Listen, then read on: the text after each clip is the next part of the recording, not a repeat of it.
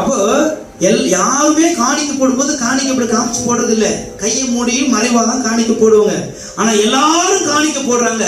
எல்லாரும் போடும்போது அமைதியா இருந்துட்டு அந்த 7 விதவை போடும்போது மட்டும் உங்களை எல்லாரையும் பார்க்கலாம் இப்படி அதிகமாய் காணிக்க போட்டான்னு சொல்லுவாங்க. ஹல்லேலூயா சொல்றா இல்லையா ஐயா? அப்போ எல்லாரும் நம்முடைய பரிபூரணத்திலிருந்து கொடுத்தாங்க. இவ்வளவு தனக்கு ஜீவனுக்கு சாப்பாட்டுக்கு வச்சிருந்தது கொடுத்தா. அதனாலதான் இயேசு அங்க என்ன செய்யறாரு கவனிக்கிறார். அப்போ நிறைய பேர் கொடுத்த அந்த காணிக்கை விட தன்னுடைய பிழைப்புக்காக, ஆகாரத்துக்காக, உணவுக்காக, தன்னுடைய தேவைக்காக வச்சிருந்தது அந்த 2 காசு போட்ட விதவை பத்தி தான் அங்க என்ன செய்து சொல்லப்பட்டிருக்கு. அப்போ அவர் என்ன செய்யறார்? தியாக மனப்பான்மை அவளுக்குள்ள இருந்திருக்கு.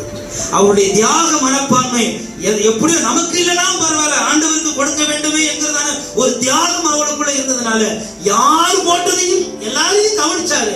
ஆனா எல்லாரும் பத்தி சொல்லல. இந்த 2 காசு போட்ட விதவை பத்தி மட்டும் அந்த இடத்துல பெருமையை ஏசு சொல்றாரு. ஹல்லேலூயா. நான் சொல்ல புரியுதா உங்களுக்கு? எல்லாரும் போடுறாங்க. நீங்க எல்லாம் உங்களுடைய பரிபூரணத்திலிருந்து கொடுக்குறீங்கப்பா. இவ்வளவு தனக்கு ஜீவனுக்காக, சாப்பாட்டுக்காக, உணவுக்காக வச்சிருந்தது கொண்டு வந்து போடுறான்.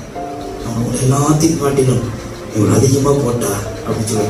அப்ப தியாகம், அவருடைய தியாகம் இயேசுவை திரும்பி பார்க்க வச்சிருச்சு.